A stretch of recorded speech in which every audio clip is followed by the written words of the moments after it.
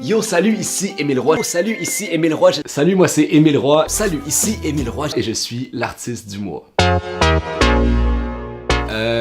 Bon, ben moi je fais des vidéos et des petits films sur internet depuis aujourd'hui peut-être 3 ans. Et j'ai une chaîne YouTube, j'ai une page Facebook et donc je partage voilà, plein d'idées sur ce qui me passe par la tête, sur l'amour, sur ma génération, sur l'amitié, sur plein de choses. J'ai des vidéos humoristiques, je fais des courts-métrages, puis je fais ça depuis quelques années, puis je m'amuse beaucoup. J'ai fait plusieurs gros projets dans les dernières années. J'ai fait un court-métrage qui s'appelle Je n'ai pas de rêve. C'est l'histoire d'un gars qui justement n'a pas de rêve et qui doit en trouver un. Ce court-métrage-là a été présenté en avant-première au Théâtre Outremont. C'était un grand événement, c'était super cool. Un lundi après-midi, comme ça, j'ai su que j'avais pas de rêve. J'étais un gars ben normal. Genre qui joue au hockey, qui aime Coldplay, qui met des jeans puis des t-shirts unis. Tout le temps. L'affaire, c'est que j'avais rien de spécial. Après ça, j'ai fait une série qui s'appelle Mila. Et ça, c'est un petit peu, il y a d'ailleurs une affiche juste ici, c'est l'histoire de quelques jeunes qui, pendant 2 ans de leur vie, vont vivre des péripéties, vont vivre beaucoup de choses, de l'amour, de l'amitié, des conflits. Et puis, c'est une série qui dure 60 minutes, qui a été présentée sur YouTube et aussi à l'Olympia de Montréal. Donc voilà, je fais plusieurs projets comme ça. J'ai beaucoup d'influence sur YouTube et partout dans les médias, je vous dirais au cinéma aussi. Casey Neistat, un YouTuber incroyable qui m'inspire beaucoup. En France, il y a un gars qui s'appelle Le Grand JD, qui est réalisateur et qui fait aussi des vidéos sur YouTube. Au niveau du cinéma, j'ai beaucoup d'inspiration. Denis Villeneuve, c'est un Québécois, c'est un réalisateur aujourd'hui qui est connu mondialement et qui, moi, m'inspire incroyablement. Bien entendu, on pourrait citer des grands noms comme Hitchcock, qui est un réalisateur qui m'a beaucoup inspiré aussi, dont ses films, pour moi, sont synonymes du cinéma le plus classique qui peut exister. C'est les films les plus classiques. Et quand je regarde un film de Hitchcock, pour moi, c'est la base du cinéma. Donc voilà, j'ai beaucoup d'inspiration, un peu dans tous les médias. Puis dans les livres aussi. Le Soleil d'Escorta, c'est un de mes livres préférés à vie. Écrit par Laurent Godet, ça m'a beaucoup inspiré et j'ai une des phrases de ce livre-là que j'ai presque voulu me faire tatouer, mais que j'ai écrit ici finalement, je me suis pas fait tatouer. Il faut profiter de la sueur. Il faut profiter de la sueur dans la vie, il faut profiter en fait du travail, du chemin qu'on parcourt avant d'arriver au sommet. C'est un peu ma philosophie de vie.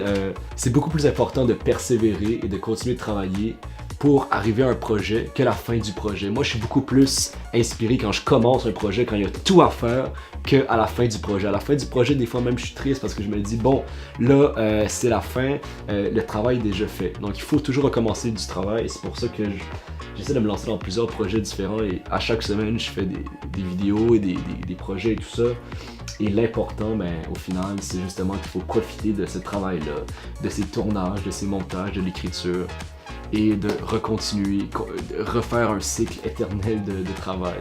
Voilà. Ma génération, c'est prendre 30 minutes à chaque matin pour regarder toutes ses notifications et par le fait même, toujours être en retard. Avoir en tout temps sur soi ses écouteurs, son téléphone, sa carte puce et son portefeuille. Avoir des jeans avec des trous, avoir un iPhone et mépriser Android ou avoir un Android et mépriser Apple. J'aime ça parler aussi de notre génération. J'ai fait une vidéo qui s'appelle Notre génération en 30 étapes. Cette vidéo-là, j'ai comme été surpris. Ça a comme pris une ampleur plus grande sur Facebook. Ça a fait plus de 1,3 million de vues. Et puis, il y a beaucoup de gens qui ont commencé à me parler de cette vidéo-là comme étant « Ok, Émile, tu parles de notre génération, mais tu dis beaucoup de clichés. Tu penses un petit peu que notre génération est toujours sur son téléphone, toujours déconnecté de la réalité, tout ça. » Et j'entendais beaucoup, en fait, je recevais beaucoup de messages privés de gens qui me disaient « En fait, votre génération, elle fait rien. Votre génération, elle est nulle. » Et à un moment donné, j'avais tellement de messages que je me suis dit « Il faut que je réponde. Il faut que je réponde en vidéo. Il faut que je corrige un peu le tort que j'avais fait avec cette première vidéo-là. » Donc j'ai fait une deuxième vidéo sur notre génération où vraiment là je répondais aux clichés. Je répondais aux clichés sur notre génération puis j'essayais un petit peu d'illustrer le fait que notre génération aujourd'hui c'est plein de gens incroyables, inspirants, qui font des actions, qui s'impliquent et qui vraiment ont le pouvoir de changer le monde et qui sont vraiment ouverts en fait. Les gens sont super ouverts autour de moi. Je voulais vraiment dire ça dans cette deuxième vidéo là. Donc voilà, je pense que notre génération a un immense pouvoir. Au niveau du futur, j'ai un projet de court-métrage que je vais faire ce printemps.